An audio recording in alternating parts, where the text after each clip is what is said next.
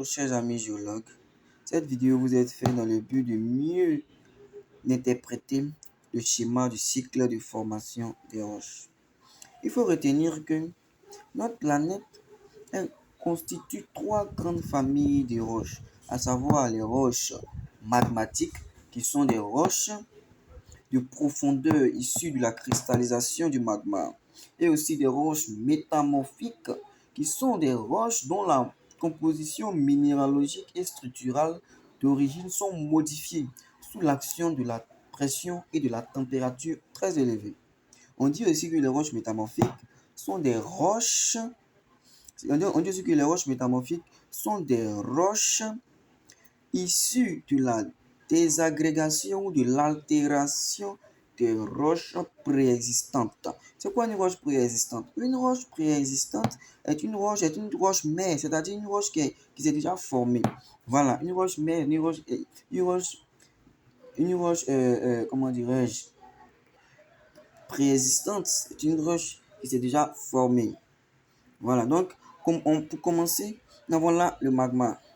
Donc voilà le magma. Donc là, c'est la partie superficielle du manteau supérieur. Cette partie en orange là, c'est la partie superficielle du manteau supérieur. Et là, nous avons le magma. Donc on nous dit que le magma va monter. Quand le magma va monter, donc qu'est-ce qui fait monter le magma? On a par exemple, l'effet de la tectonique. Voilà, donc l'effet de la tectonique par exemple peut faire monter le magma. Et donc quand le magma va monter, le magma va cristalliser. Le magma va cristalliser pour donner une roche magmatique. Raison pour laquelle on dit que les roches magmatiques sont des roches issues de la cristallisation du magma. Donc, cristallisation qui veut dire aussi refroidissement. Donc là, quand vous voyez cette flèche, c'est-à-dire l'érosion, c'est-à-dire les agents météoriques vont attaquer la roche. La roche et la roche va laisser des débris. Et ces débris, qui sont appelés aussi sédiments, seront transportés puis déposés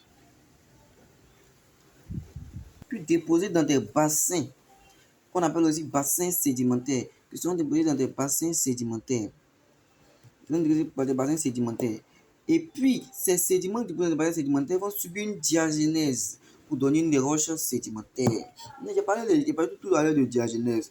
C'est quoi la diagenèse? Donc, la diagenèse est un processus qui affecte un dépôt sédimentaire. Est un processus qui affecte un dépôt sédimentaire et le transformant en roche sédimentaire solide. Raison pour laquelle après la diagenèse, on a directement formation des roches sédimentaires. Et si ce processus se poursuit pendant plusieurs années, puis bon, ce ne sont pas des phénomènes qui se produisent sur des jours, ça c'est sur des nombreux millions, c'est sur des nombreux milliers d'années. Si ce processus se répète plusieurs fois, la roche sédimentaire formée là aura tendance à s'enfouir plus dans le sol. Maintenant, dans le sol, puisqu'il y a le phénomène aussi du gradient géothermique qui va affecter la roche. Donc, du coup, la roche aura tendance à se métamorphiser. Donc, ce métamorphisme de la roche sédimentaire donne en même temps les roches métamorphiques. Donc, voilà ce résumé-là donne une roche métamorphique. Après, suite à des températures et à des pressions très élevées en profondeur de la Terre, la roche métamorphique peut fondre. La roche métamorphique peut fondre pour redevenir du magma. Voilà pourquoi on parle du cycle de formation des roches. Donc, du coup, de roches métamorphiques, on peut passer